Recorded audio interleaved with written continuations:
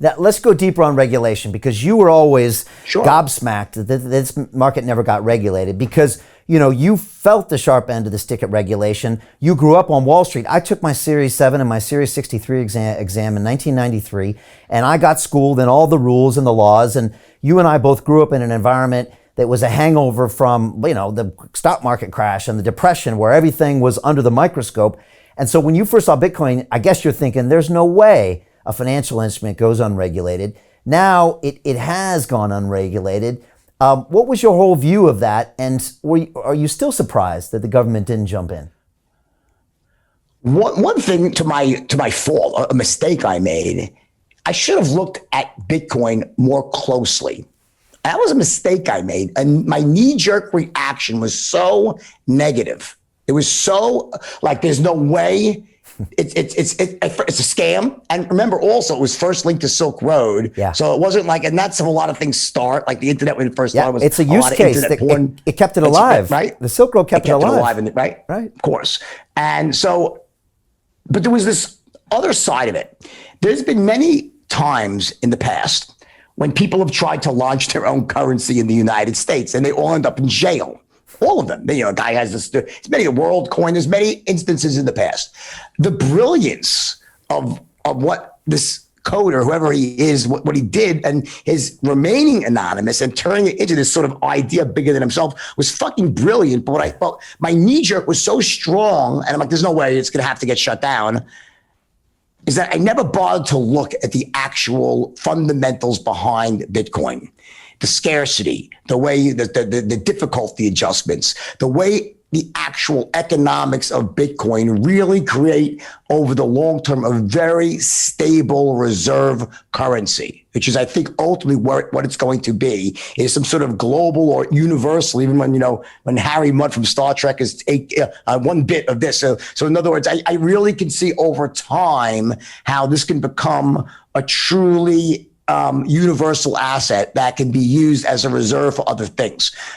It solves so many problems that currently exist right now in the central banking system, and as a result of people still being drunk on Keynesian economics and that sort of monetary policy that comes with expanding and contracting the money supply. When in fact, I think a lot of that is just simply, it's almost like it's the effect going before the cause. You know what I'm saying?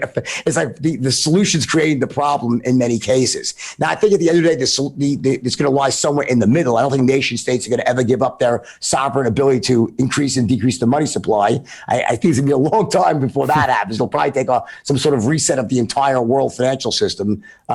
But I didn't look deeply enough at Bitcoin to say, what exactly is it? Right. And once and I'll admit that. Yeah. And you had come from a world where you probably looked very suspiciously on anything that felt pump and dumpy. So you probably initially were like, this thing smells wrong. It walks like a duck. It floats like a duck. It quacks like a duck. It's got to be a duck.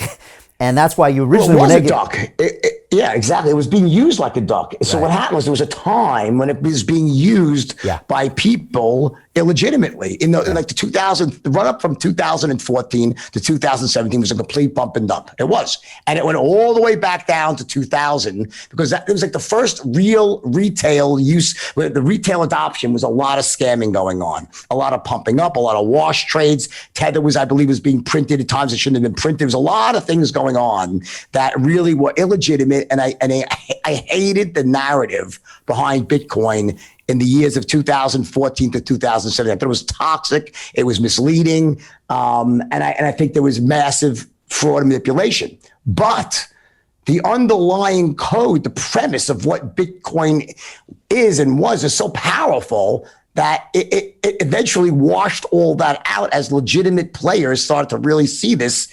And I give people like Michael Saylor a lot of credit, who literally early adopted like that, to really put his money where his mouth is, to see it for what it really was. And I respect that. Yeah, I had Max Kaiser on my show, Jordan, in 2013, screaming about Bitcoin. I bought some then. We were talking about the liquidity issues and all of that. And then I had Andreas Antonopoulos on my show in 2015 and 17 and 19 talking about the future of money and the internet of money. He wasn't using the word DeFi yet because no one used it yet.